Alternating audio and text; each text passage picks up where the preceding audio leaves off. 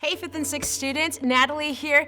This is the 5th and 6th at home. This is a recap of what we talked about this Sunday. It was the last lesson for the amazing sermon series called The Final Battle, and we're going to be reading in Revelations chapter 21. But before we start, just want to share a quick story with you. Last week, I was watching the World Series. I don't know if you are a sports fan, but I am. I understand baseball, and I used to play it when I was younger. So I was watching my home team, the Houston Astros, one game away from going to the World Series, and it was an exciting moment for me because they came back. They were 3-0, and they came back, and we made it to Game 7. There's so much excitement, but unfortunately, they lost that game. And I remember last week, I was so sad to see that my home team was so close, just 2 points away from going to the World Series. They lost. I remember I had to put some worship music after that because I was so down because my favorite team had lost, and they're not going to the World Series right now. Obviously, we know it's the Dodgers. But I was thinking, what if I knew? What if you knew? What if you played baseball or you had a team, right? What if you knew if your team was going to win, for 100% sure that your team was going to win at the end of the season, whatever your favorite team is, if you knew they were going to win at the end, how would you react to the games, right? I think if I knew the Astros were going to win it all and go to the World Series, I think that games that they would lose, I wouldn't really think about it too much. I wouldn't worry too much about it because honestly, I knew they were going to win, right? Like I said, imagine if your team that you play on, if you knew you were going to win the championship, and if you lost a game, you would be like, oh, it's okay, because again, you knew for a fact that your team was going to win at the end. That's what we have here. I'm going to tell you, at the end of this Bible, in Revelations, the book that we're reading, at the end of it all, we win. As followers of Jesus Christ, you and I win. God wins. He defeats his enemies, and we are with him for eternity. And I think that is an amazing thing to know.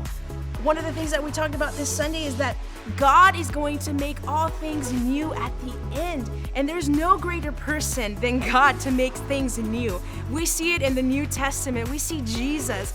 He is just great at making things new, of fixing things that are broken. I love in the Bible where just different stories where Jesus goes and he heals people. There's one particular story where Jesus heals this blind man. He grabs he spits on the dirt and he gets the mud, right? He mixes it together and he puts mud right in this guy's eyes, and he is able to see after that. He puts his finger in this guy's ear, and after that, this guy is able to hear. He hadn't been able to hear never, right? And now he's able to hear. That other person is able to see. He heals people, and he's so good at this. God is so good at putting things together, at fixing things that are broken, at making things new. And at the end, God promises to make all things new. It says in chapter 21, verse 1 through 3, we're going to read it. It says, "Then I saw a new heaven and a new earth.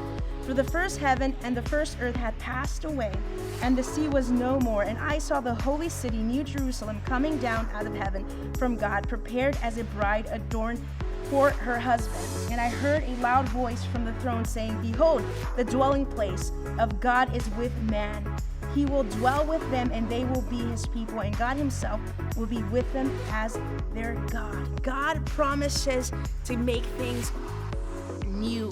He promises to fix this broken world that we live in and to make it brand new. And you and I have the opportunity to be with him for eternity in this new earth, in this new place. And I'm looking forward to that. Another thing, God promises to remove all suffering. If we read in chapter 21, verse 4, it says that he will wipe away every tear. Imagine a world where there is no sickness, where there is no sorrow, where there is no coronavirus. There's none of that. That is going to be all gone, and God is going to remove all suffering. That's what we are looking forward to. And like I said in the beginning of this video, we win at the end. Like I said, if you knew your team was going to win the entire season, was going to win the championship, we would be excited. We wouldn't care about those moments where we lose, right? Because we know at the end of it all, like the Bible says, God will defeat his enemies and we will win. And the two things that we talked about today was God promises to make all things new, and God promises to remove all suffering. And we have that to look forward to in the future. I hope this encourages you, and I hope to see you very soon in person this coming Sunday. Thank you guys and have a great one.